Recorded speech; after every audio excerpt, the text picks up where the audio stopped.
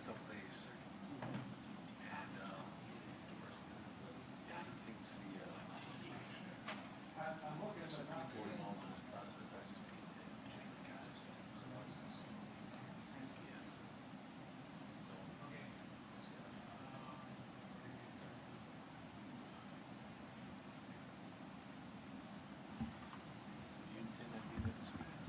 All right, welcome everyone. Today is Thursday, July 10th, 2025. This is Infrastructure and Facilities.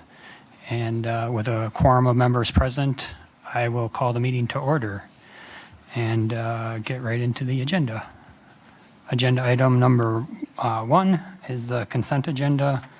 3 items on that. Any comments, discussion on that? Motion to approve as presented. All right. Second. I have a motion from Neal, a second from Watson. Any other discussion? See none. All those in favor say aye. Aye. Aye. Okay. Opposed? None are opposed. That passes. And we'll move on to agenda item number 2. Public hearing vacating and discontinuing Pine Ridge Boulevard from North 28th Avenue to West Hill Drive. And I guess with that, I will ask if there is any public comment for during the public hearing.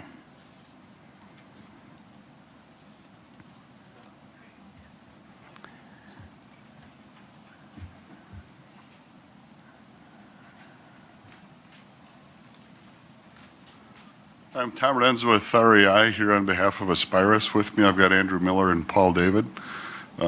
And so we're here to answer any questions. Okay, I saw there's a presentation too. Do you guys want that entered in during the public comment period or the public hearing? That'd be great. Okay, so yeah, if you guys want to, Should we do that now? yeah, if you want to Right. go through it, That works. that's all right. You want to advance to the first slide for us? So this is our current campus layout as it relates to Wausau Hospital. The area is shaded to the Can plan. we just make sure we stay by the mic so yeah. so we pick you up?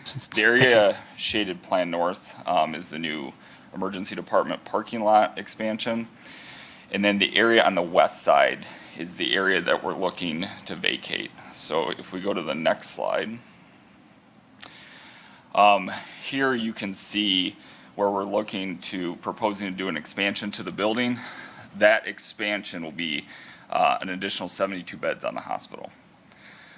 In order to expand, we'd like to vacate that portion of the road in order to expand our parking lot to support our campus volume as well as the additional patient volume. Next slide. Want to cover this one? Yeah, I'll cover that. So thank you. Thanks for allowing us to come in tonight. My name is Jeff Wicklander. I'm the president of the hospital. So we're really excited about this potential campus expansion. You know, as we look at the opportunities and the benefit of this does create more walking space around Pine Ridge Boulevard and the campus. It will also help with some of our wayfinding. I think the bigger issue that we really want to talk about is we have a continued need for care in Wausau, as well as really the greater North Woods. We continue to see that, and you'll see this in our next slide, but we're really excited about bringing in the opportunity of a $227 million investment into the community and an additional 300 jobs. And that will happen over roughly a 3.5 year time period. The next slide. This just high-level graphic just shows how busy we are and why there's a need to expand the hospital. You know, hospitals historically like to run about 75 to 85% full. We sit at about 95%. So there's continued need. There's continued need for that really tertiary level care or that higher acuity patient population. And with our current bed configuration, as well as the amount of beds that we have to expand. And we see that, and I would think that this group has seen the impact that we have on the community as far as the care that we provide, as well as for those higher level needs in those who are in traumatic situations. So, next slide, I think, is just our conclusion. So, any questions for us? We'll take questions when we get to our sorry. discussion point, but Okay. I wanted this entered into during the public hearing, so. Okay, Thank you. Thank you. Yep. Okay, so that was one. For a second time, any comments or public comments on vacating and discontinuing Pine Ridge Boulevard from North 28th Avenue to West Hill Drive? That's two. Required to say it 3 times. And one last time, any more public comments on vacating and discontinuing Pine Ridge Boulevard from North 28th Avenue to West Hill Drive?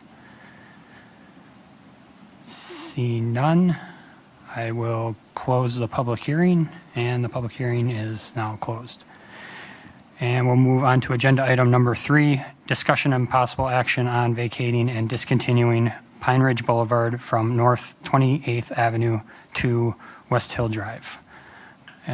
Questions, comments, concerns? Alder Neal? Thank you, Mr. Chair. Well, I mean, looking at, the neighborhood there, the traffic availability, routes around there, it seems to me that closing this particular little stretch doesn't really introduce any undue harm to people that want to, drive around that neighborhood. Doesn't seem to, prevent anybody from getting anywhere. And it is an important addition to the campus, so I would support it. All right, thank you. Yeah, I'll just add, we've talked a lot about 28th Avenue and all the going-ons over there, and this does seem like a redundant way around there. Okay, any more discussion? Alder Watson? So I didn't hear anything specifically from constituents or residents. I don't know if any of you guys had heard, because I know that was part of the staff memo, right? Just barring the public. I don't know if anybody had heard anything else. Because like Alder Neal mentioned, I mean, it seems like it doesn't disrupt a lot of things if we just cut that little part out. It's in my district. I didn't hear anything. Okay. Alan? Engineering did not get any comments. Okay, thank you. I guess I would move to, can we move to do that? Vacate, discontinue, or is that going to be a discussion we do? Is that what we're looking to do out of this, Alan? Okay, yeah, and we're agendized for possible action, so, yeah. Okay. I'd be in favor of vacating and discontinuing Pine Ridge Boulevard from North 28th Ave to West Hill Drive. All right, Make that motion. I have a motion from Alder Watson, I'll second that motion. second from Alder Larson. Any more comments? See none, all those in favor say aye. Aye. Any opposed? None are opposed, and that passes. Thank you, everyone. And we'll move on to agenda item number 4. Thanks for coming, guys. We'll move on to agenda item number 4, discussion and possible action. Chair, I got a quick question. Yep. So the agenda item was also, we got a little stretch of West Hill that it catches, I believe, as well. And I don't know if that was included in that motion. I just want to make sure we don't have a loose end. Maybe I'm wrong, Alan. Take a look at that drawing. Just want to make sure that we're all covered. Yeah, we're agendized for only Pine Ridge Boulevard. From north of 28th Avenue. We were just for Pine Ridge Boulevard. Okay, cool. Thank you. Yep, well, yeah, so we might be seeing you back. Yep. Okay. So we'll move on to agenda item number 4, discussion and possible action on request for the city to transfer its ownership rights by quitclaim deed to Marathon County for parcel of land in the southwest corner of Marathon Park. Is this you, Alan? Yes, this came to us from Parks Department and Jamie Polly, who I see is here, so I don't know if she wants to speak to this, but I think it's more of a kind of a house cleaning. I don't know that we ever really realized that we would have any claim to this, but this would just relinquish the city's claim to this so it could go to the park. Is that correct, Jamie?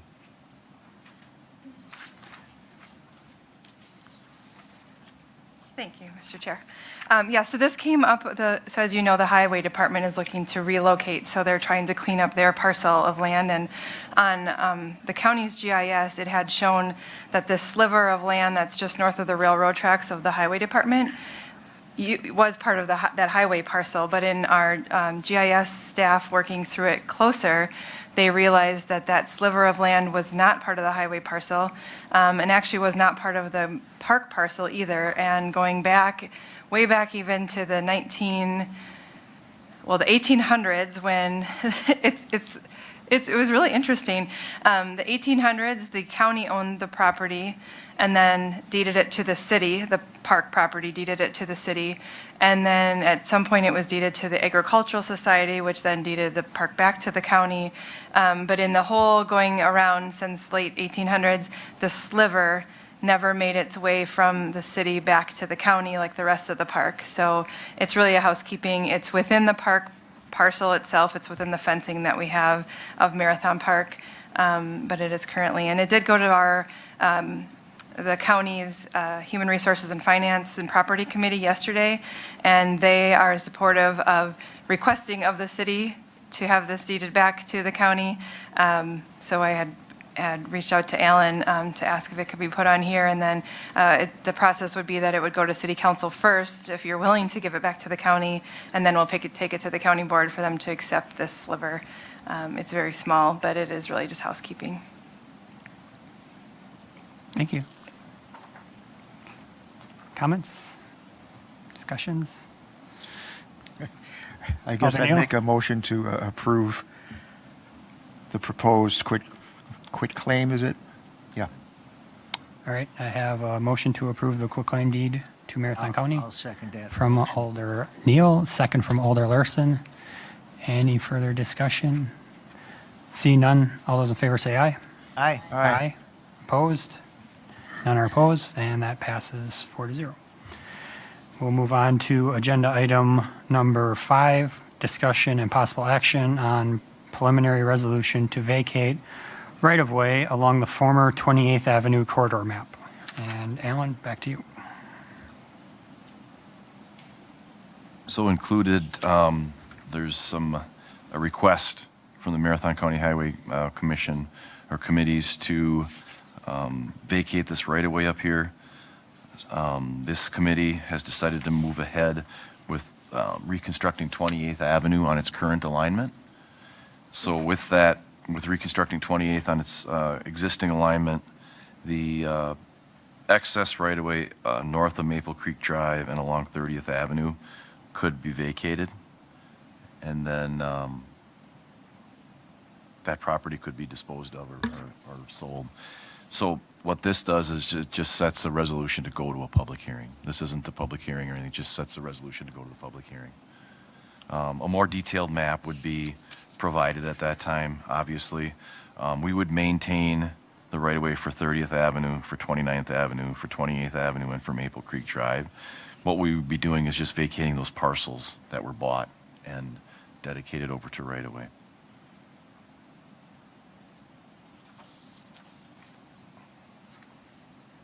So I know the city line is really jagged right there. Would that go back to the town of Stettin then, or would that stay in the city of Wausau? It would stay in the city of Wausau. The land, is my understanding, would revert back to the county because the county purchased all those parcels. So if we were to vacate that right away, the county would then become back owners of that the right of way that we vacate. And is my understanding then, from what I've been told, they would look to sell those parcels back for redevelopment.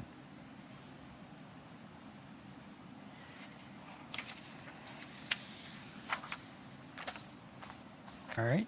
Any comments, discussion, questions? Alder Neal? Sorry, I kind of just don't get it. What is the purpose behind this? I'm looking at this map here. I don't even know exactly what we're speaking of. It's not really indicated clearly to me what parcels or property we're talking about. It's currently in the city, Correct. and they're asking for it to be transferred to the county, and they in turn can turn around and sell it for development, which would then be taxable property for the city. It's like, what is their role? Why is that needed for any of this to happen? Well, you can remember some of the options for 28th Avenue was to curve 28th Avenue to the west and head up 30th Avenue. So that was the corridor that was reserved by the county. They bought all those parcels with the intention that they were going to rebuild 28th Avenue. So on your map, it's basically the grayed out areas. So that's where 28th Avenue was going to go. But since we're not going to, in essence, curve 28th Avenue to the west and go up 30th Avenue, that area where all those parcels were bought is no longer needed. So if we continue to have all this right-of-way up there, it's basically just going to sit the way it is now. We're going to rebuild 28th Avenue on its existing corridor, and this parcels of land are just going to sit out there vacant. So what this would allow to do is, like, for instance, along 30th Avenue, south of West Wausau Avenue, you can see that gray area. There's 4 lots in there that the county bought. Those 4 lots would revert back to the county, or they would put them back into 4 lots and sell those 4 lots and allow them to be redeveloped. At some point along the line, the county bought those lots, tore those homes down with the understanding that 28th Avenue was going to be built there. But then when Marathon County decided not to build 28th Avenue there, here we are, right? We're sitting with a bunch of vacant land. That's right away. So if we vacate this right away, that would allow them to sell those lots and homes be rebuilt there. So they currently own the lots and all the land. We have an easement through there? No, it's right away. It was all dedicated as right away. So they bought it, converted it to right away. Okay. And we accepted that right away. So now it's just sitting there as extra right away, excess right away. So when we vacate that right away goes back to either a plat or to whoever. But since Marathon County bought these parcels, it'll revert back to Marathon County because they're the ones who went out and purchased them. They purchased them, destroyed the lots, and made them right away. Correct. And then we also made them right away, or had, We accepted that we right accepted it away. right? Yep. Okay, all right. So this would be undoing of all that. Correct. And this is just to set the public hearing? Correct. Which would be similar to what we went through. Would Correct. it come back here? Yes, the public hearing would be held at Infrastructure and Facilities. And at that time, we would have a map showing exactly which parts of 30th Avenue we're going to retain, 29th Avenue and also Maple Creek Drive. So it would show exactly what areas we would be going for vacation. The land is still going to be within the city of Wausau. We're not de-annexing anything. It's just taking it off right away and putting it back onto ownership of, well, in this case, Marathon County. Mr. Chair, I'm sorry, I heard you mention Alderneal? public hearing. Yeah, so. It's not, I mean, we're not agendized for that. I mean, No, that's what the staff recommendation is for us to make a motion set up a to public hearing. set up the public hearing. So I imagine we'd get a more detailed map then, and Okay. Yep. So So this would go to council to set a public hearing first, Okay. and then the public hearing is held here, and then it goes back to council. So this is the first step, just to say we are going to set a public hearing. So to come to council, the next council meeting, we would have a map that showing exactly which parcels are proposing. Not, it wouldn't be a parcel, just be areas. And it's the assumption that the county is going to turn those back into parcels. So this is just this would a resolution to set the public hearing. I'd make a motion to approve setting up a public hearing as discussed. I will second that motion. I have a motion from Alder Neal and a second from Alder Larson to set up a public hearing to vacate the right-of-way along the former 28th Avenue corridor. Sound good? All right. Any more discussion? All those in favor, say aye. Aye. Aye. Aye. Opposed? None are opposed. and that passes. And we'll move on to agenda item number 6, discussion and possible action on Bicycle and Pedestrian Advisory Committee recommendation for typical section of South 52nd, which is East Wausau Avenue, from 6th Street to 18th Street.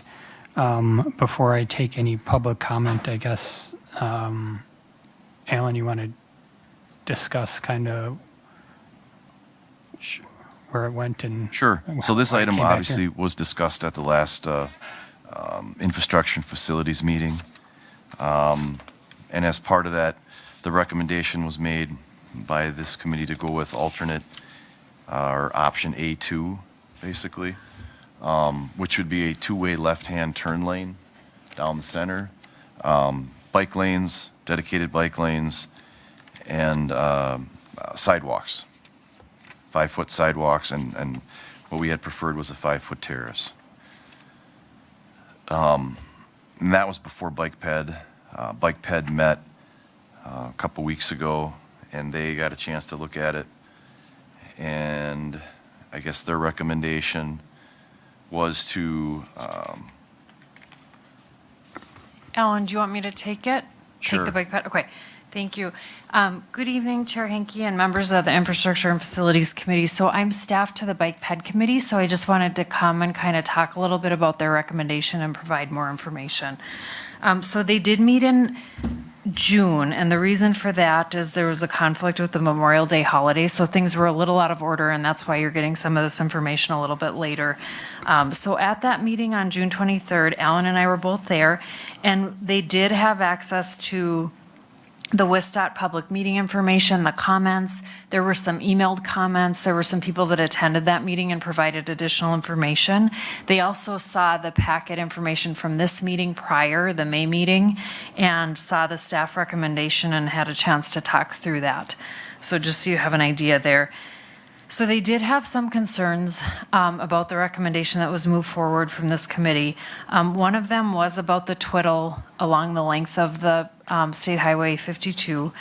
There was some concern about if that was necessary. Alan did provide the information that WISDOT had given, or the consultant for WISDOT had given him about the reasoning for that, that once 3 or 4 left turn lanes were put in, there was very little space left. So that was the reason that they thought it was a better model to just continue that down the length. The group also discussed the concern of safety, speed limits. It is 25 for some of that stretch, I believe, and then it goes to 35, and they felt like 25 would be a better fit just to slow the traffic. They had concerns about property acquisition, and did not want, wanted the least amount of property acquisition that they could have. And it was public comment at that meeting, it wasn't public hearing, but one of the people attending did have concerns about that as well. Bicycle accommodations, they did use the MPO plan. There were excerpts from that plan in the packet, and I believe they're in this packet as well. And the 4-foot bike lane is deemed to be sufficient unless there are concerns or situations that are seen to be more how do they word it? It should be considered on a case-by-case basis. They say if it's situations that would require more than that. They did feel like this project necessitated enhancements and wanted more than that. And so their recommendation is for a multi-use path in lieu of a bike lane. And then pedestrian accommodations, they thought pedestrian safety should be prioritized through pedestrian refuge islands and a multi-use path. So their formal recommendation was a 25 mile per hour speed limit from 6th Street to 18th Street, an 8 to 10 foot wide multi-use trail on one or both sides of the roadway. They agreed with the 5-foot terrace, but said it could be 3 to 5 foot terraces with street trees. Left turn lanes only at high priority intersections, 13th, 18th, and then to add pedestrian refuge islands at 6th, 7th, 8th, and 13th Street for traffic calming and to aid pedestrian circulation.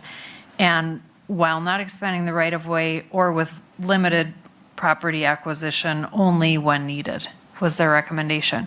So that's what they're bringing forward, and that's what's in the staff report from Bike Ped.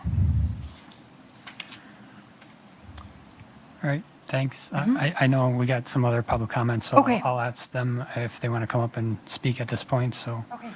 Since we skipped over you last time, anything you guys would like to add? Yep, come to the mic, name and address. Yep. And try and keep it to 3 minutes, so. Oh, yeah.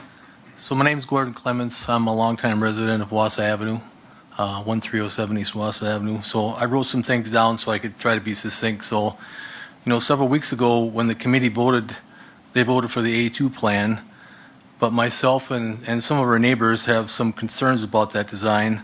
A week or two after that meeting, I attended the pedestrian and the bike and pedestrian meeting. One of the things that came out of there were the motions that we just talked about. I'd like to reiterate a couple things about that. In the prior meeting, in one of the prior meetings, a proponent of the twiddle or lane said the frequency of alternative lanes would essentially create a twiddle. But in an email I believe everybody here received, I think there was a clear math example that kind of debunked that position, with the percentages of how much of the twiddle or how much of the lanes would actually create. So that did not seem to have any volition. Also, the twiddle is going to increase. It's taken that the twiddle will increase traffic speeds. So, if the goal of this is reconstruction, or one of the goals is the safety, then how can we include an element in this design that's going to increase the speed? So, I've worked in an insurance company my whole life, and so the analogy, I'll say is speed increases the frequency of accidents, and the frequency of accidents will increase the severity of accidents. So if our goal here is safety, why would we put in a feature that's going to go against that desire? So it would seem to be the example, the outcome here would be the turning lanes and not the twiddle going right up the middle of the road. It's my understanding that the roads are built to handle certain speeds of traffic. Well, currently, from my long observations, the 25 mile an hour zone, people tend to drive 30 or more. And in the 35, they tend to drive 40 or more. Well, if we add a feature that's going to tend to make people drive faster, are the 30 plus drivers going to drive 35 and the 35 plus drivers going to drive 40 to 50? So we're building in a feature to make people drive faster, in my estimation. So I would hope that we could consider the motion to have a 25 mile an hour speed limit up to 18th Street to kind of keep everything slower than normal or slower than that. And the last thing I'd like to mention is the multi-purpose trail instead of a bike lane. So with 4th of July weekend, I saw numbers of people driving up and down Wausau Avenue on bicycles. They all were using the sidewalk. That is telling me, where do they feel safe? And it is not in the road. And the head of the chair of the Bicycle and Pedestrian Committee is a bike rider, and he said he won't even ride on that road. So why don't we give the bicyclist a break and get him out of the high volume traffic and create that multi-use rather than have a bike lane in the road that people aren't using anyway? And if we're worried about people backing out of their driveway and possibly conflicting with the bicycles, well, they're only going to go another past their apron, and they're going to conflict with the bicycles anyway. So that, to me, is a moot point. I live there. I can deal with it. People that live there will deal with it every day. We can learn. We can handle that. One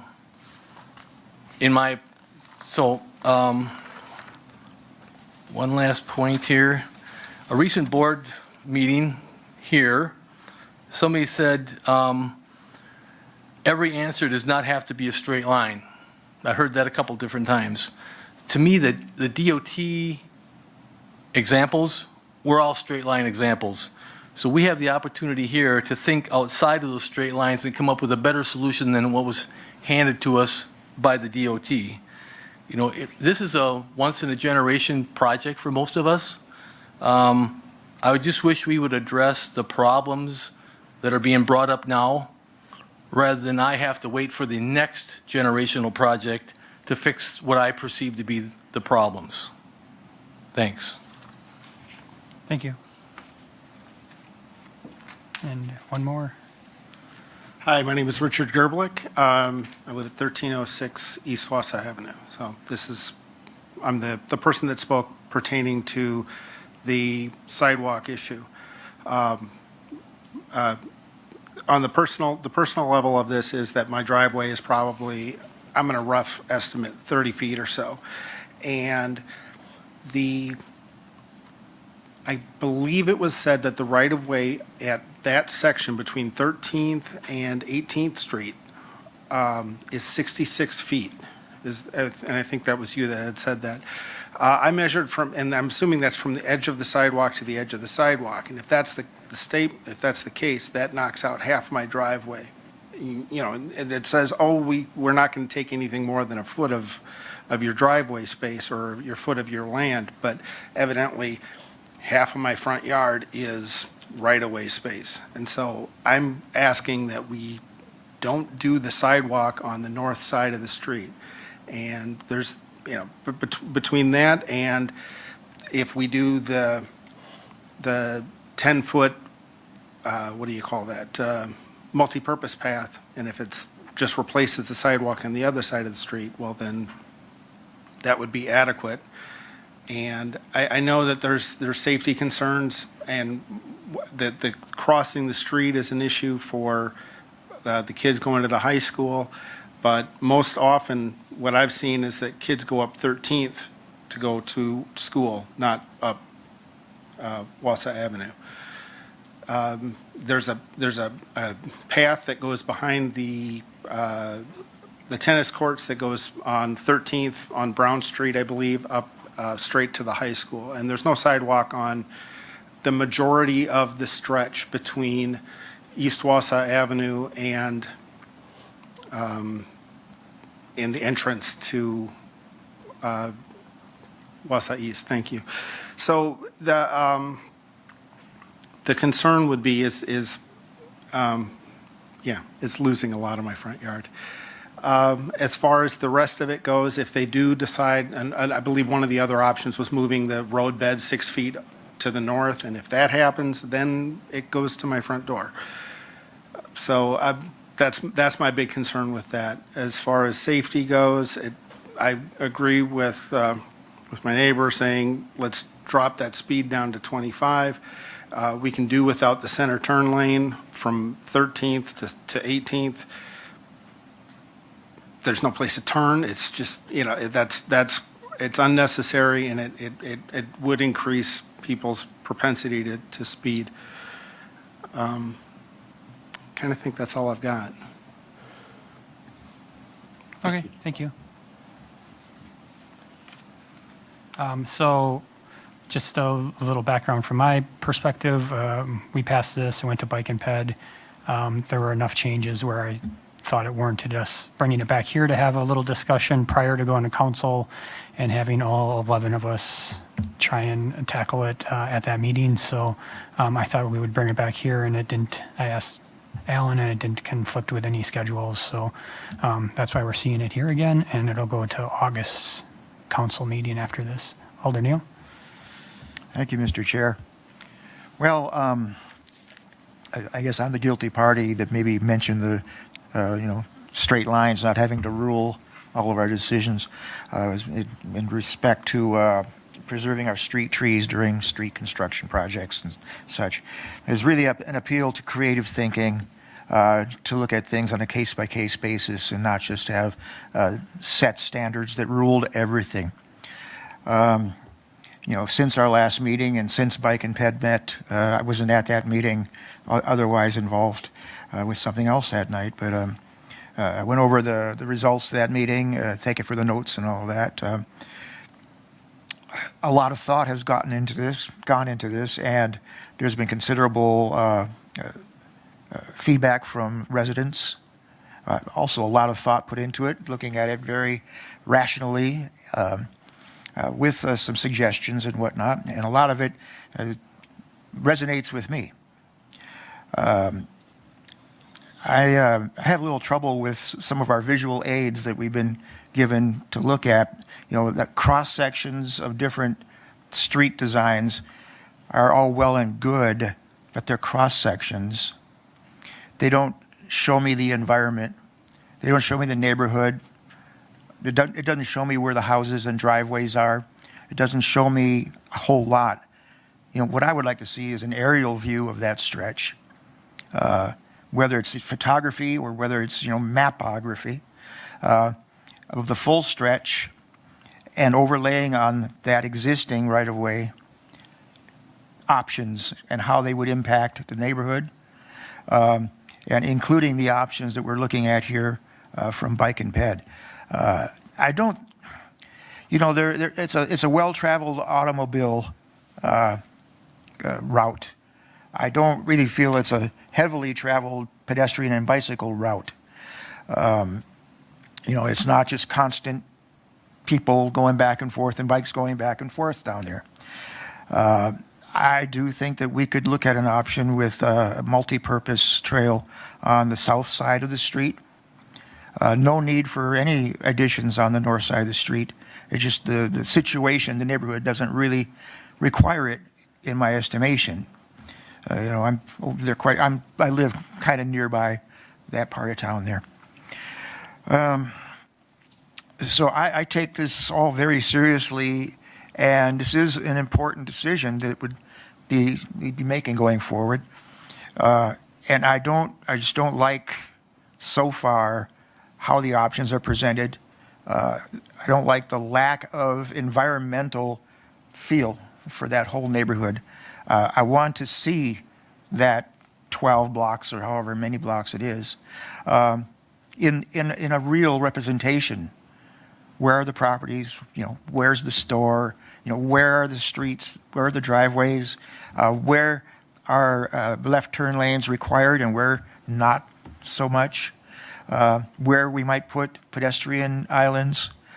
And let's look at something like that to really kind of feel like we're in that environment. We're kind of driving it mentally. Right now, I'm not. I'm just looking at cross sections. And those are nice and they're wonderful and they look like standard bill of fare, but they don't deal with the realities. And I really think that we need to go that further step forward. Just as when I was talking about trees and straight lines, here I'm talking about taking a bit more of an out of the box, a bit more of a creative approach in the real world of this neighborhood, and do it foot by foot, block by block. And look at how these options might pan out. And maybe with, you know, associated fiscal impacts. Let's look at it that way. I don't feel comfortable like with our vote the last time around, and I'd really like to be more comfortable about voting going forward. So that's me. Thank you. Thank you. Alan, you got something there? Yeah, so those options were laid out at the public informational meeting, and I don't, and everyone was welcome to come to that public informational meeting and invited. So those were laid out on aerials showing particular property. And I just want to point out that this project has identified a safety and a hazard, right? Rear end crashes for 16 to 20-year-old kids. So if we're going to ignore the recommendation of the DOT to put a two-way left-hand turn lane in there, which was presented at the public informational meeting and received overwhelming favorable comments, then we're looking at, in my opinion, one person's representation of that not being a good scenario. The majority of the people that showed up at the public informational meeting were in favor of the two-way left-hand turn lane. Now, those people are not all here tonight. We have one person here tonight representing the opposite of that. So I think we have to remember that 16 to 20-year-old kids are getting into rear-end crashes on that stretch of roadway because of all the driveways, because of all that, at a higher than average statistical throughout the state. So that's why the DOT is looking at using federal, and the Federal Highway Administration agrees. They are willing to give the state federal money to correct those crashes. So I just want to put a little background to that and where the DOT sits on this. Also, the idea that speeding is going to increase with the two-way left-hand turn lane, there's no study to back that up. There is the Federal Highways Administration's official stance is that twiddles do not increase speed. There have been tests done on that. I read a study in Minnesota that said it increased at 1 mile an hour, but they couldn't attribute that to the two-way left-hand turn lane. They more attributed it to the fact that the pavement was new. So I don't know that there's any validity to the fact that two-way left-hand turn lanes increase speed. So I think that's been tossed around a lot, and that's also I want to say, what has been implied by one person. So I think we need to take the whole impact or the whole effect with that and what the study that's been done by the Federal Highway Administration. And I also got a call from the local or regional traffic engineer for the state, and that's all he does is traffic studies and that. And his representation was that twiddles do not increase speed. So I just want to kind of throw that out there. And I think the overarching, we want to rebuild this corridor right. I would agree, Tom. We want to take into accommodation pedestrians. We want to take into account bicyclists. And I think what the state and the design engineer had presented met the goals of the regional plan for bike and ped. It did put on-street bike accommodations available, and it did put sidewalks on both sides of the road. So it gave both pedestrian and bicycle accommodations. Now, I'm not saying we can't look at something else, but the option of a multi-use trail was one that kind of came up after the public informational meeting. So it wasn't even presented as the DOT also too has to look at a purpose and need. So I think what you said, Tom, it's not a highly traveled area. I don't know that they would be able to prove purpose and need to get federal money to construct that trail. That's something they would have to push through the environmental document. If they can't show that there's enough pedestrians for purpose and need, the funding is not going to be available for a multi-use trail. I just want to also say that a multi-use trail, according to state statutes now, you cannot go through the condemnation process to obtain property for a multi-use trail. So that would also present, even if there's easements, if there's any corners or slivers of right-of-way with a multi-use trail, the typical condemnation process cannot be used. So that presents an issue with obtaining real estate. So there's a lot of issues going on here. But we do have drawings that were presented at the public informational meeting that was held at Horace Mann that did show the layouts and the impacts to properties. You couldn't really see them on a drawing like this or 8.5 by 11 or in a packet. They would have to be presented on the walls like they were at the public informational meeting. But those can be brought forward. We do have those drawn up. Not with the multi-use trail. That wasn't even one of the options that was presented at the public informational meeting. But the alternatives that were discussed with some left-hand turn lanes or or the twiddle, that was presented on an aerial view with like you're talking about. Thank you. Well, a couple things. First of all, what we haven't talked about is reducing the speed as requested. The severity of accidents in a 25 versus 35, common sense tells me there's going to be a significant difference. Not just severity, but the frequency. When you're going slower, you have a faster response time maybe, and less apt to, ram into somebody. So that's one thing. Two, when we look at a cross section and we see a couple of bike lanes within the road, and we take their combined width, and we take that out of the equation, and now the road can be narrower. And on the south side of the street, then, if we go from the existing sidewalk towards the street and then build in a multi-use trail in the space that we're gaining in a street reconstruction project, we're not impinging onto private property, we're expanding into right-of-way. So we could have, conceivably, a nice-sized multi-use trail on the south side, which we easily gain the ability to have by what we've taken out of the street and put off the street. And therefore, now we've got a street that doesn't require that extra 8 feet or so of bicycle space. And now what do we do with the remainder of that street? Either it's going to be a 2-lane or it's going to be 2 with a twiddle. And we should be able to look at those options and make some determinations in that scenario. Getting the bikes off the street, I think, is important. It's requested. Our committee has seen the importance of it. People that actually ride bikes in our city, a lot of times are really daunted by the option, not having the option of getting off the street, because the streets can be pretty hairy.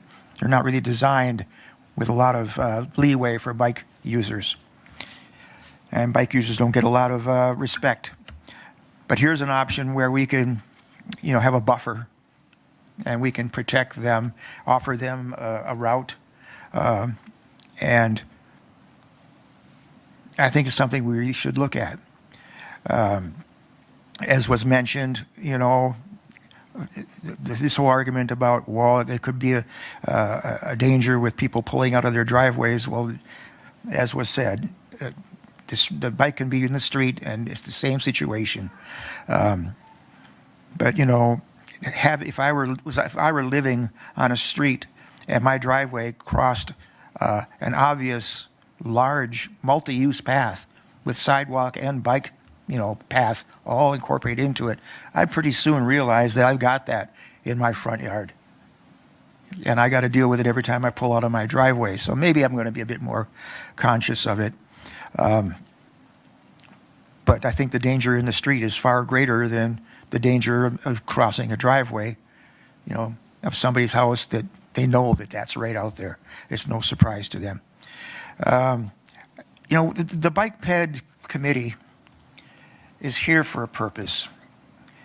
And it's not just to make, the city, more bike friendly, if you will, so we can attract millennials or what have you.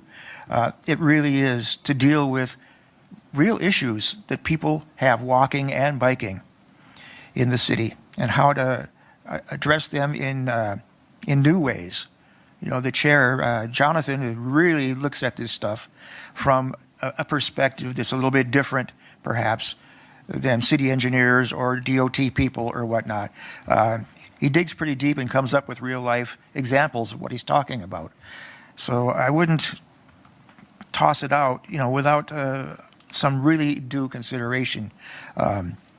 So let's look at it. Let's diagram it within the confines of what I just described, and let's look at how it might pan out on that whole stretch. So that's what I hope we can do. Thank you. I guess timing, Alan. I guess what's our time frame for needing to get this recommendation? Okay, construction is scheduled for 2029, which seems like a long ways away. Real estate on this is expected to take 2 years, so that's why we're pushing this forward. But I think you need to be comfortable with the decision you're making, and if you need more information or you need more time, then in reality it may push the reconstruction back a year. But I can't say that for sure. But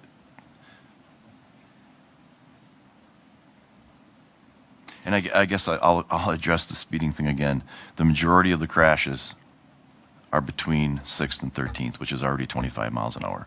There are really no crashes in the 35-mile-an-hour zone between 13th and 18th.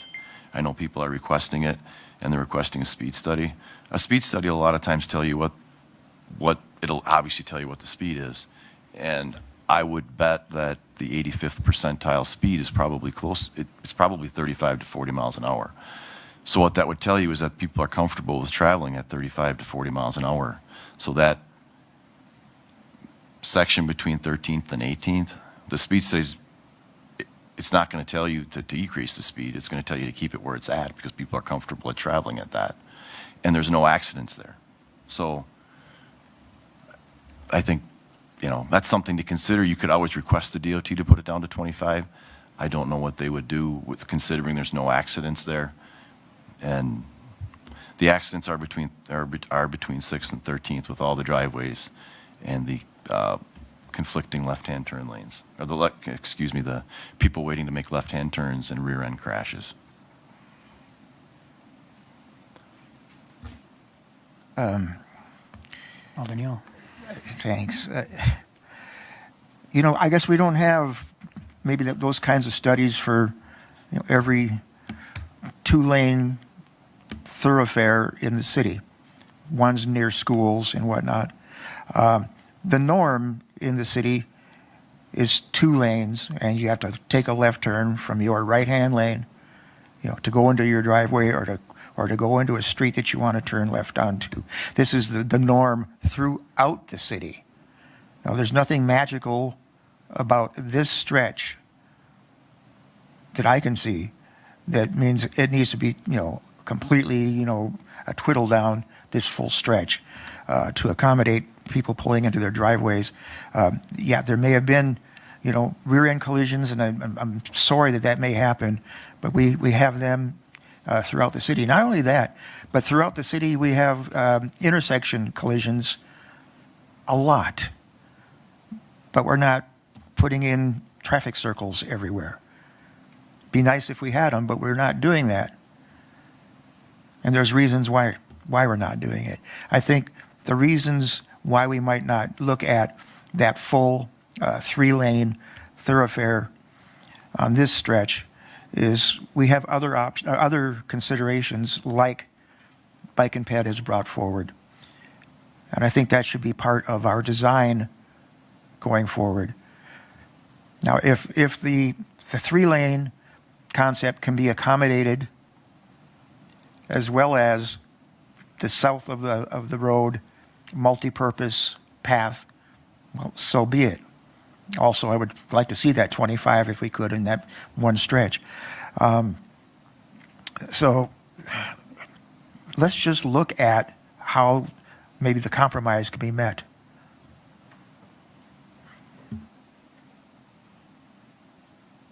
Okay.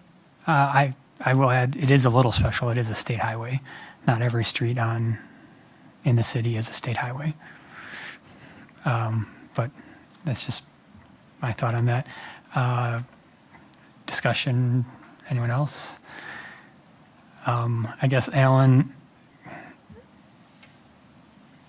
could we push this to the August meeting and then it would go to September council? I know we talked about would the August council meeting be too late?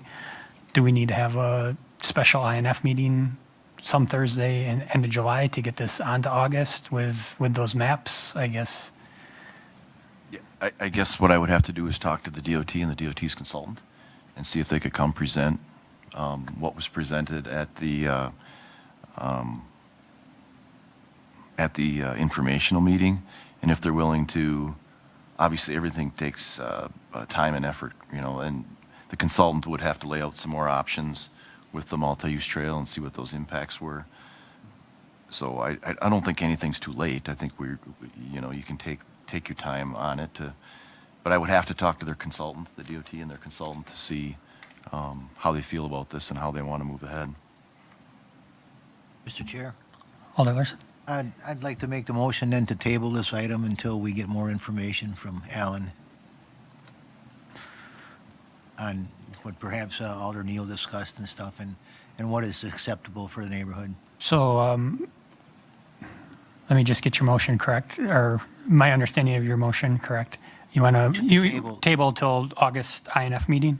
Yeah. Okay. Until Alan can bring us more specifics on some of the things that Alder Neal discussed about the multi-use trail and the 2-lane instead of the center lane traffic and the speed and stuff, and perhaps get somebody here from the DOT too. So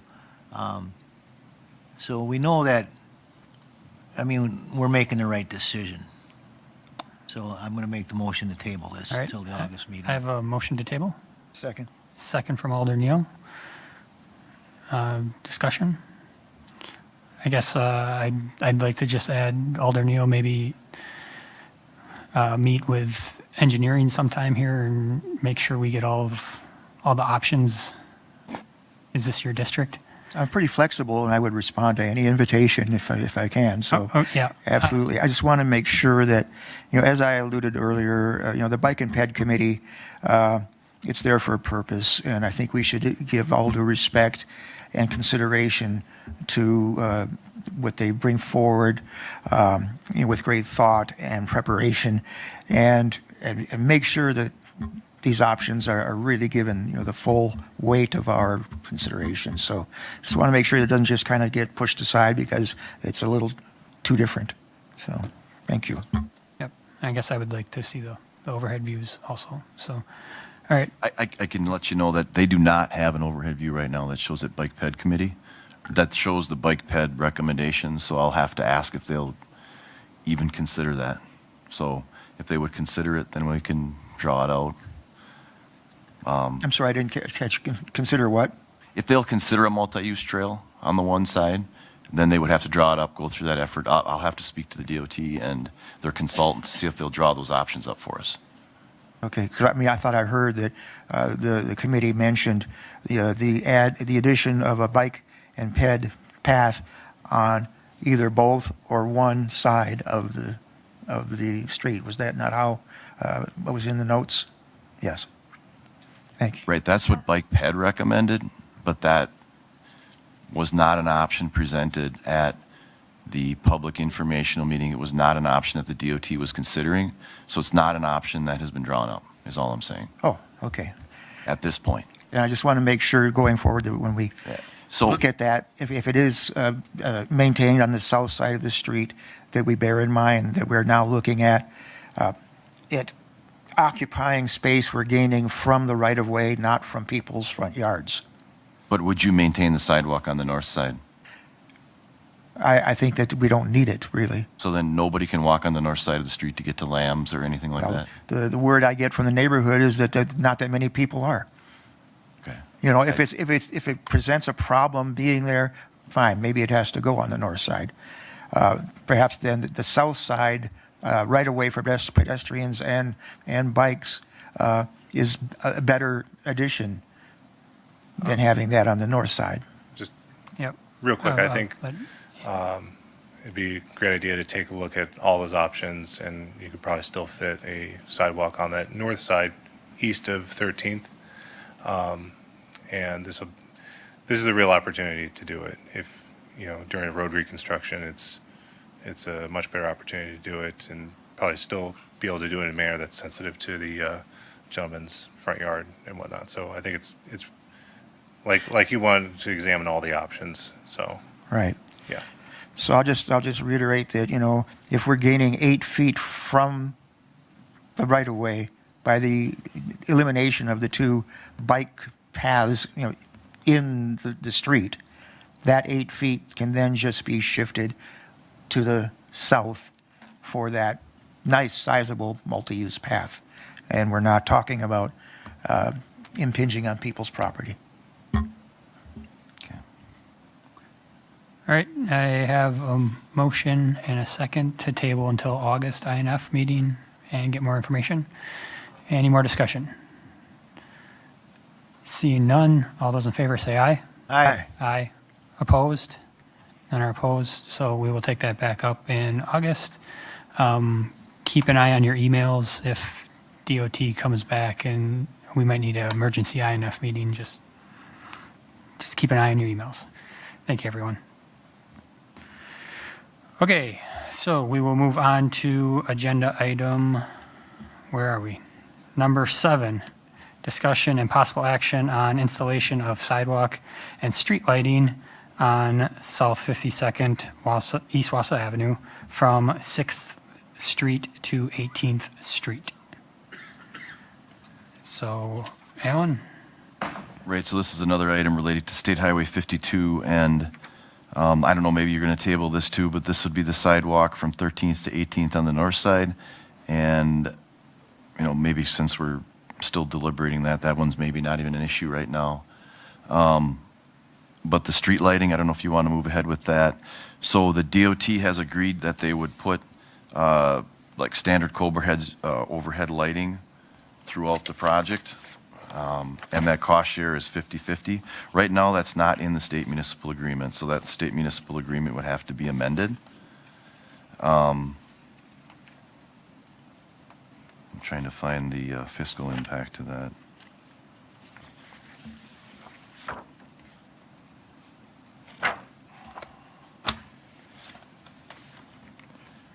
So the fiscal impact to that would be the city's estimated portion is $357,500. That's for standard lighting. If we were to go with decorative lighting, you can expect that estimate to double, so about $700,000. But if we do go with decorative lighting, there is the opportunity to apply for some state grants for enhancement. So I don't know how you would feel about standard lighting, no lighting. I guess there's the option to go with no lighting, where our cost share would obviously be zero. Standard overhead lighting, 50/50, it's 357. Or if you want to look at the decorative lighting, that's along 5th or 6th to your street. With the reason they're more, the spacing is a lot less. So you have to space them about double, and you typically have to have them on both sides of the street. So that's why your lighting cost doubles. And now, in talking with the DOT, there is some cost share money out there, some CSD funding, community sensitive design. There's no guarantee we would get that. So, I mean, you could direct staff to apply for the CSD funding for decorative. I guess there's a lot of options. All right, thank you. Mr. Chair? Alder Larson? Thank you. I would be okay with just the standard lighting for that strip. If it works, why add extra cost to the city's taxpayers? I mean, we don't need decorative lighting like we got all the way down First Street, or First Avenue, I should say. We got a light every 20 feet. We don't need that. All right, thank you. Should- Would that be a motion to go forward with the overhead lights? Yes. Or standard lights? Yeah, make a motion to go ahead with the standard lighting. Okay, I have a motion to go forward with the standard overhead lighting. I'd second. Okay, I have motion from Alder Larson, second from Alder Watson. Alder Neal? Thanks. Well, again, compromise rears its ugly head.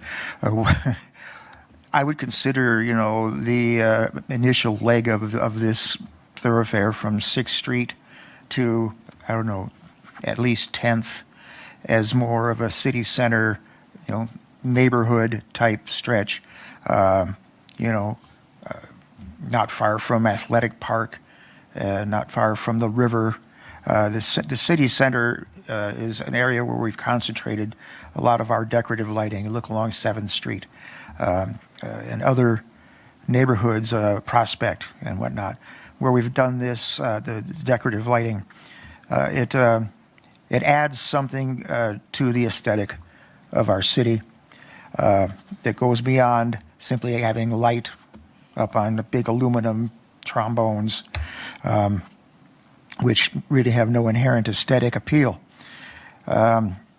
In keeping with that, I'd be interested in a compromise that looked at immediate kind of neighborhood stretch with the decorative lighting, transitioning to the more standard overheads along the longer stretch. And could I make that a motion to? So I'm hearing an amendment to the motion. I make a motion to amend to look at the option of perhaps decorative lighting from 6th to 10th, and then transitioning to overhead from 10th to the rest of the way, or some combination thereof. Yep. I just pulled a map up, and 10th Avenue seems like a. Or 10th Street, yeah. Sorry, I live on the west side. Okay, so I have an amendment to do decorative lighting to 10th Street. Can Alder I Larson? speak first? Yep. I guess, Well, I'll second it. I'll second that motion, or okay. that amendment. Go ahead. I won't favor the amendment because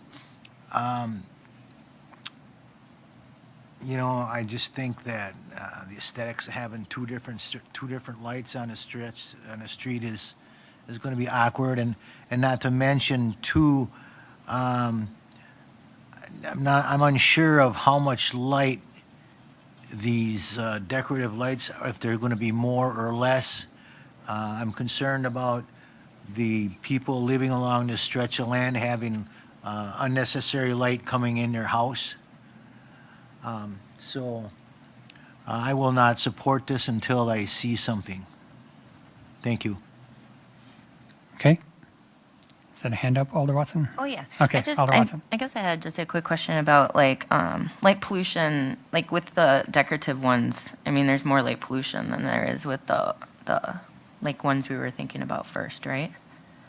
Like just because of the direction? I don't know. Well, they do put like cutoffs on the backside, on the residential side, to try and prevent light pollution into yards. There is some, there always is. You can use different types of heads. The ones out are old style, do not have cutoffs, I would say. The newer ones do. So you can prevent some light pollution. At least into the homes, maybe not just in the Homes, neighborhood in yeah. general. Okay. And they do throw as good of light, like if somebody was riding a bike or something, you could still see just as good with those, I would think. Well, they would space the decorative lights closer together so that there's no dark spots. You can get away with bigger spacing with the trombones. Obviously, they're brighter, they're higher up in the air, they spread the light. Right. So, I mean, no matter what lighting design, they will run a lighting design to make sure that there's no dark spots. They'll space them accordingly. Okay, thank you. Alder Neal? Yeah, with regards to the light pollution question, thank you for bringing it up. There are ways to address that. I mean, from a people that want like a dark sky type environment, the main concern is light going up, not light going around. And that's why, you cap off these kinds of decorative lights with a hat, essentially. So the light is being directed outwards and downwards, not upwards. So really easy. And now we see, these lights being used, as I mentioned, like a long stretch of 7th Street, they were put in and I think made a marked improvement to the neighborhood. I've had people in other neighborhoods either request them or thank me because they were added in their neighborhood. I think that they probably increase property values to some degree in neighborhoods. I mean, the aesthetic of your neighborhood is important consideration when you buy a house or sell a house. And a neighborhood that has the decorative, by the very nature of it, is going to be more pleasingly aesthetic to sellers and buyers and whatnot. And, the spacing is such where you get adequate lighting. I mean, we have standards for the placement of them. We do use them all over the city. And I imagine there's plenty of occurrences in the city where it transitions from the decorative to the overhead as you go along a particular stretch somewhere. So I appreciate the opportunity to bring this forward as an amendment, and I'd like to see if we can look into it. All right. Alder Watson? I guess I would just wonder, because to do the whole thing, right, it would be 357,500, right, Ellen, from your memo? So, and that's from 6th to 18th. So Correct. it would be interesting, I guess, to see what the number would be if it was just the 4 blocks of the pretty lights instead of the whole shebang. Right. We could do that, but again, there is an opportunity to apply for additional funding. Community sensitive design, and the DOT may pick up that entire extra cost. Even with the pretty? Correct. Okay. So we would still be required to pay half our cost, right, the $357,000. We put up decorative lights, we're going to go over that $357,000, and everything above and beyond that is the city's responsibility. But we may be able to apply for CSD funding to cover that overage. But if you would direct staff to apply for the CSD funding, then we could. So the 357 is for lighting just in general? It's not necessarily Correct. for the pretty. So if we did 4 blocks of pretty stuff, Be, you know, It would be more just to than make that. up a number, you'd be $200,000 over, and the city would be required to cover that entire extra $200,000 unless we could get some CSD funding. okay. Can we put that in the motion to that you apply for the CSD grant? Sure. I don't know. I think that would be, but I know let's there's see. a lot of amendments going on. Let's see how the amendment fares, and if we go with decorative lights, and then we can add that to the final motion. Alder Neal? And could we, because we've got kind of like a Frankenstein, proposal here where we talk about the sidewalk extension. Are we pulling that from consideration in this vote? No, I mean, that's up to this committee whether they want to table the sidewalk discussion for tonight. That would, I'd I like think to that's, just talk about lighting at this point. that's, I guess that's an issue. I think you need to take action on that one way or the other, and then you can take separate action on the lighting. I believe the motion right now is just for the lighting, so we'll go with that. Alder Larson? I'm just going to add that I will not support the amendment because of it's not cost prohibitive, and until we see exactly what kind of decorative lighting they're going to put out there, what kind of light pollution there is or isn't going to be, I will not be supporting it.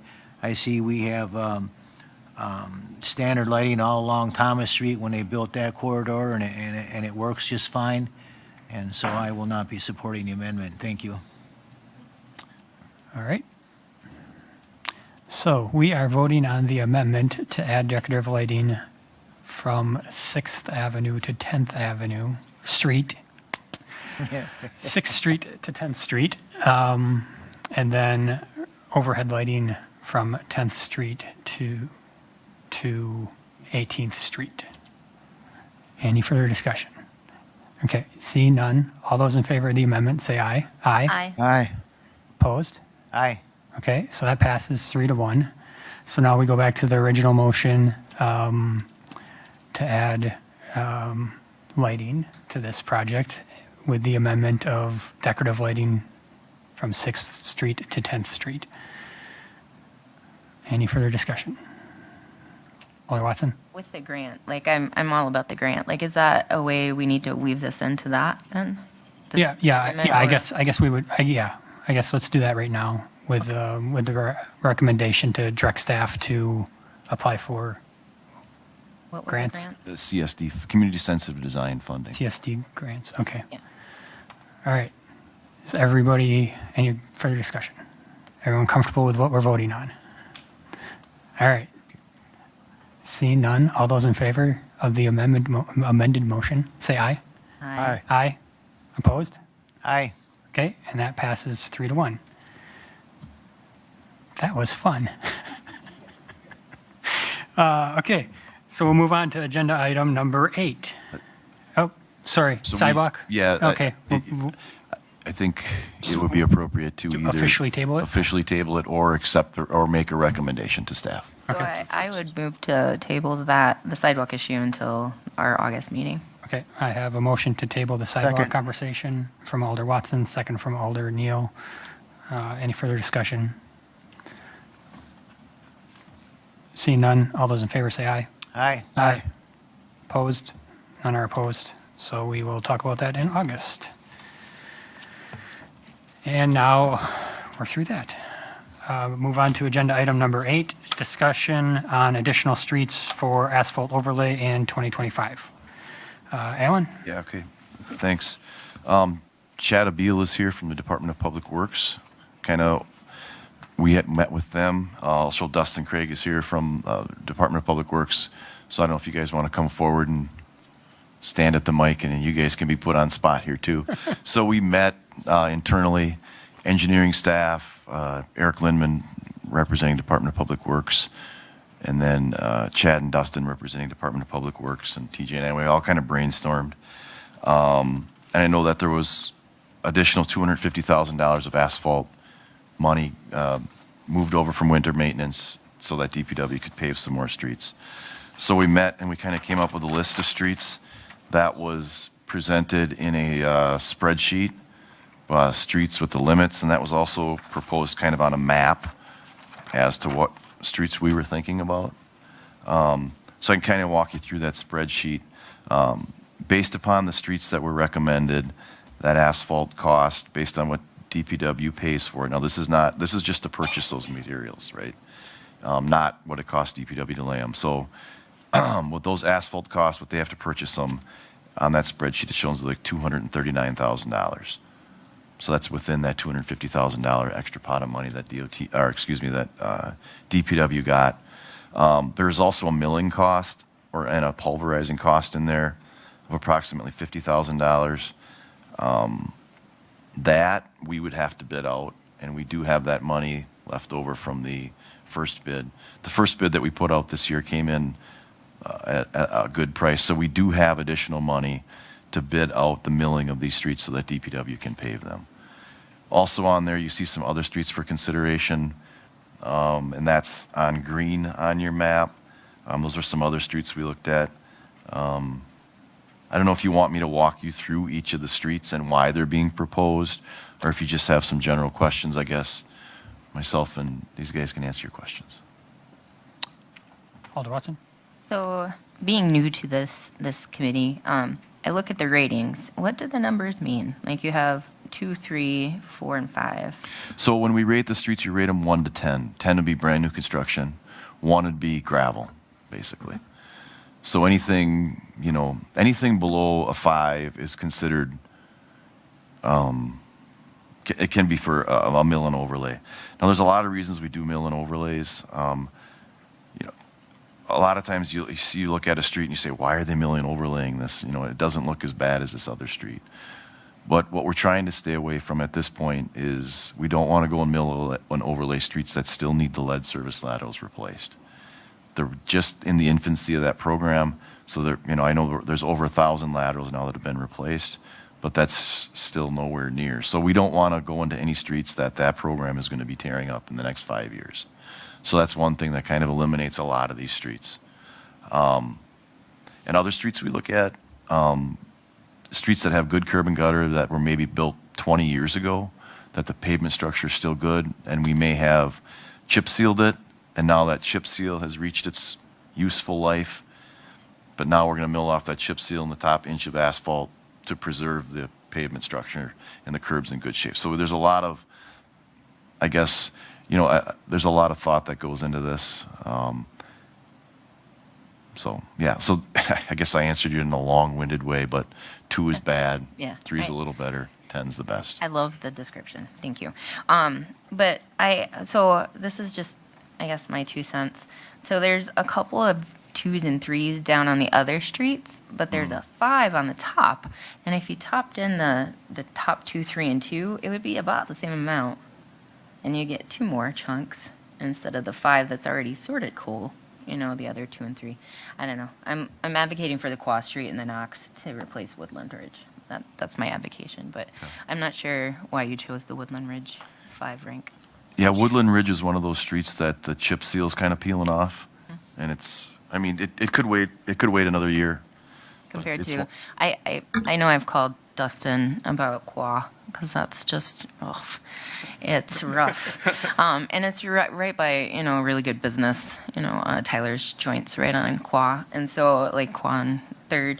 So I would love if those Quah and Knox ones could come up to the top and maybe hop that 5 off, but I don't know if I have that much. No, that's why we brought it to this committee. I think we're looking for that kind of input.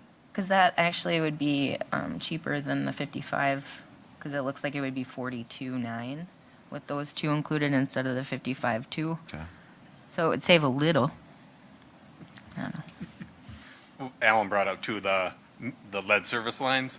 There is some roads in the future that we can do of the lead service lines too. They do have good curb and gutter, and they're lined by Ryan in the sewer department too. So that comes into effect like a couple years down the road after we get settlement out of the road and all that stuff too. So there's some of them 2s and 3s we might be able to save in the future too. So that's why you probably do have a 5 in there, because like you said, some of them were kind of waiting really on the lead services. Yeah. So a couple of these that are 2 that are up on the top are that little small stretch of 2nd Avenue. So the lead service lateral replacements went through on 2nd Avenue and it basically blew that street up. It was already bad. Now they blew it up, and it's beyond patching. So that's why Now that those lead service laterals are replaced, we can go in and mill and overlay that, or pulverize it and overlay it. And the same thing with Hamilton Street on the east side. Hamilton Street below, between 5th and 6th blew up on it after the lead service lateral, so we need to do something there. So that's why those two streets got put in, because the lead service lateral is already done, and we can go in and pave those. Alder Neal? Thank you, Mr. Chair. Well, I'm so happy to see Hamilton Street between 5th and 6th I too. on this list. It's a frequent offender. I mean, every single spring, it's right back to where it was. I don't know what it is in that one stretch of road. I mean, you go, we live up on the 900 block of Hamilton, but you go to the next block, the 6th to 7th, 7th to 8th, 8th to 9th, all the way up. It's fine. There's no problem. But 5th to 6th, every spring, it is the moon. I get comments all the time, and I drive on it all the time, and you're like going through a minefield, like this. It has had the laterals just done recently, and after sizable wait, finally potholes were filled to a degree, but still, it's a very bumpy road. Even after that has been looked at, it would make those people. It's a single block. I don't know why it's just that one block, but it would make those people very happy, make me happy, and yeah. To just eliminate that from the recurring thing, it's like one and done. Hopefully that's it, So thank you for having it on the list, and I support this. I make a motion to approve too. I'll second the motion. I don't see us agendas for action. It's kind of just discussion. Oh, okay. I'm sorry. You're right. Yeah, you're right. we are looking for your recommendations, though. If you're okay with the staff recommended streets, other than we move Quan, Knox in for Woodland Ridge, then that's the way we'll move ahead. But I mean, if that's the way this, that's kind of input we're looking for. Or maybe you have a street. If you have a street that's not on here, we'd have to go back and look if it's got lead service lateral lines or whatever. I mean, I'd appreciate you staying on this list, but we're open to any street, I guess. Yep. Alder Watson? It's not going to happen, but I can say,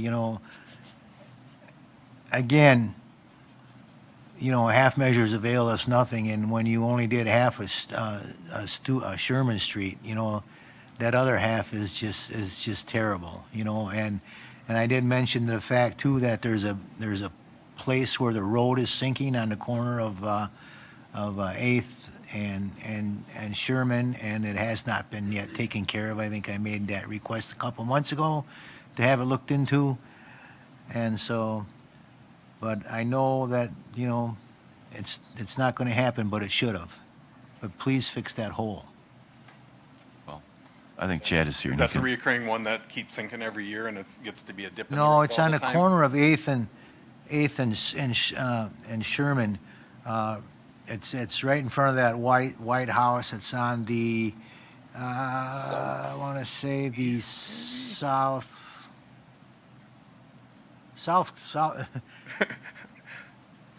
on the south corner on 8th. It's right in front of that driveway. It's almost as bad as that when it was years ago when I said there was a road caving in on Thomas, between Thomas and Prospect, and that road got resurfaced there. Well, it's sinking right there too, and it's terrible. It needs to be fixed. Oh gosh, what a southwest corner, I don't know, but you'll see it. A lot of White Houses in. Well, it's across the street. It's across from where that old Grable building is. Yep.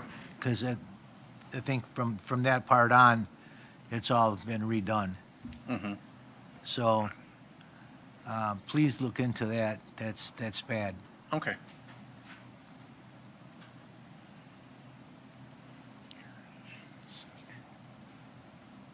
Alder Watson? Thank you. I looked at the map, and I appreciate that you guys really made an effort to try to pick something from everybody's district. I do Except for see mine. that. Well, yeah, I guess you're not any of the green ones. You're not any of the green ones either. Garfield is, but Yeah. So, but I know the like, it would be ideal if we could get one in each, but, you know, I don't know how easy that is, because it looks like you have selections from every district. We did move it around and try and find some, I mean, this is not the end all the be all either, right? I mean, we'll have another, budget next year to do some more streets, so. You mean we're not done? Well, we're You're not, just gonna you're walking away. we're not walking away. Drop. We'll have these guys lay more asphalt next year. Yeah. So just recommendations, like, Yeah, I guess, how did you phrase? I would look for consensus to move forward with the schedule, or with the list as is, with Woodland Ridge out and Quad Street and Knox in. I like the list. Okay. I'm good with it. Okay. so without Qua and Knox? No, Or with switching Quad and Knox in In, and okay, Woodland out. sweet. You guys are cool Just with that? consensus. Yeah. Okay, great. Love it. All right. Okay, I think we're good with that then. And we'll move on to agenda item number 9, update on 2025 street reconstruction projects. TJ will handle most of this one. Yeah, I'll start this off. So our street construction project A, which is Cherry Street from West Wausau up to Randolph, and then from Merrill, or on Randolph Street from Merrill to Burrick Avenue. Next week, we'll be finishing up our first phase with the surface. It'll be 100% complete. That is on Cherry Street from West Wausau up to Strobridge, and then we are currently working on phase 2, which is on Randolph from Merrill to 3rd. We're working on our utilities. It's kind of slow going, but we anticipated it just because there's a lot of rock in that area. But that's moving along as anticipated. Should be finishing up the utilities either next week or the following. And then once we finish that, we're going to be moving on to phase 3. So we're anticipating phase 3 starting July 21st, which I believe is a Monday. And then once they complete the utilities of that second phase, they'll start building the road, and that should finish up here quickly. We do have a deadline of that the end of August, so that it doesn't impact school up there. And then Project B, which is right down here on Fulton Street. Our first phase, which was First and River Drive, that has been 100% complete for a little while now. Right now, we've broken that out into a couple of different phases, but the next phase was from First to Third Avenue. That's about 90% complete. We're just waiting on asphalt. We're expecting the first lift of asphalt middle of next week. The contractor is currently working on underground from Third Avenue to Fifth Avenue. I don't know if you've came up Fifth Avenue recently, but it's closed at the intersection of Fifth and Fulton. We closed that down on Wednesday. We're anticipating that to take about 2 weeks. We're close to finishing all the utilities in that intersection, but then it takes time to build the road, get the concrete in. So looking at paving that possibly maybe at the very end of next week, but likely the first part of the following, and opening it up by middle of the week of the 21st. And then they'll be continuing on with utilities going up Fulton. And then also included in that project was Second Street from Short Street to DeKalb. The utilities are completed there.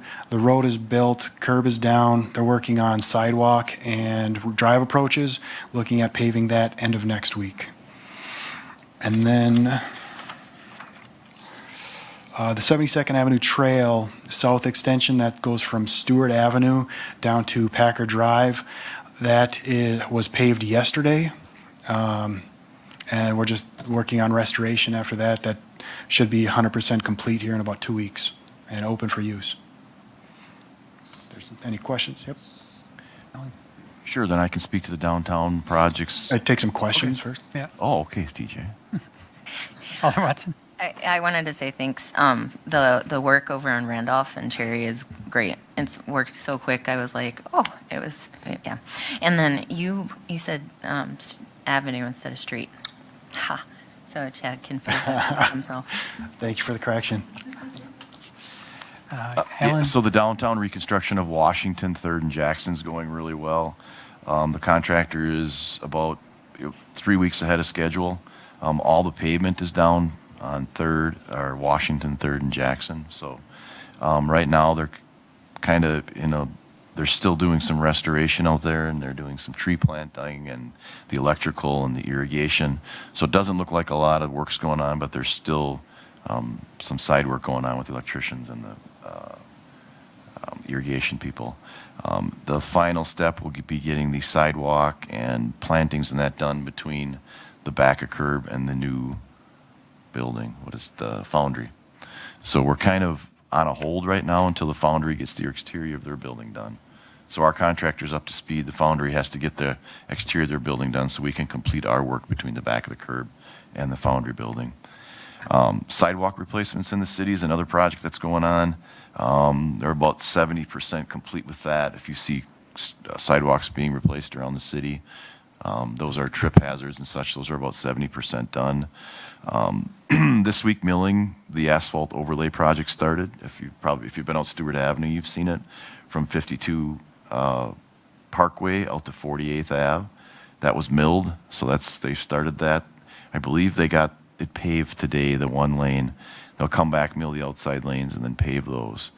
So that's progressing along with the other projects that are going to get milled and overlaid. That's a short project. That's about 2 weeks. Concrete pavement repair, that hasn't started yet. That'll start in probably August. The contractors, that'll be a late summer project with the concrete pavement repairs. You'll see those on several streets around the city. TJ, we got any other projects? I think that pretty much wraps it up. If anybody has any questions on any of the projects, feel free to ask TJ and I, or call us anytime. Obviously, we're here to answer questions during the work week. Any questions? I guess just one for the record. Thoughts on when Washington and 3rd or the downtown streets would be open? The completion date is September 1st to have that open. Our contractor will be on time to get them open September 1st. I'm not quite sure.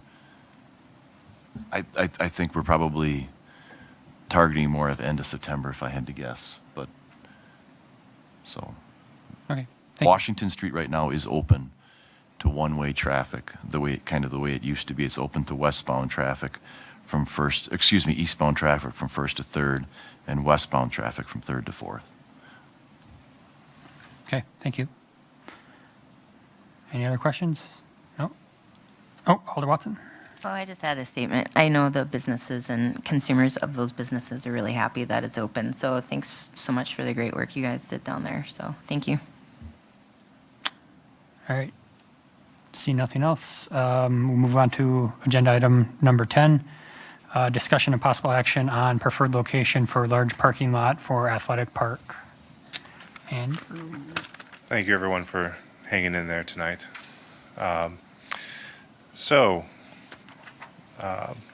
may remember a few months ago, I came to you in some general discussion about parking facilities pertaining to athletic park, as they were kind of outlined in the development agreement that we have with the Woodchucks organization. So as part of that, I wanted to give you a little update, and then also looking for some guidance from the committee on this.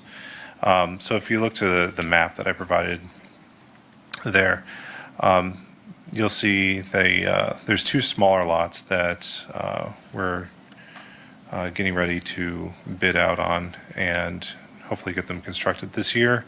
And that's the smaller lot on the north side of Boileau Field that should hold 30 spaces. And then just to the east of Athletic Field, right next to it it's marked ADA. That's going to have 7 ADA parking spots. So that's 37 spots.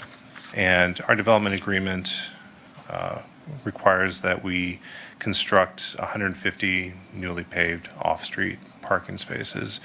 So that would be the 150 minus that 37 and that's what we're left with our requirement, 113. So as we talked about before, when we brought this to the committee, the space required for 113 spaces, there's not a whole lot of good options for that in this area. We do have some geographic constraints on this. And again, on that map, kind of the two main contenders were option A, which is the former Wausau chemical site in what is now a temporary parking lot that's gravel. And then option B, which is the business is now called Nelson Miller. There used to be event parking there that ended, I don't know, 8 years ago maybe. And the business and the property have since been sold. And so that option B is, I've tried to get a hold of the landlords for that. And it's owned by a REIT, a real estate investment trust, based out of Arizona. They've not returned my call, which I've taken as a no to whatever question I might have posed to them. So my recommendation that I'm looking for some input and hopefully some concurrence here on is to use option A, which is that area that's being currently used as a temporary parking at the Wausau chemical site. Points of this being that the city currently owns the land, so we don't have to incur any additional costs in acquiring it. It's a short walking distance athletic park. I believe I timed it out from the furthest point on this parking lot to the main gate. It's probably about 6 to 8 minutes walk. Locating the lot over there would allow you with the current and future road infrastructure to, say for instance, come up on River Drive, park there, walk to athletic field.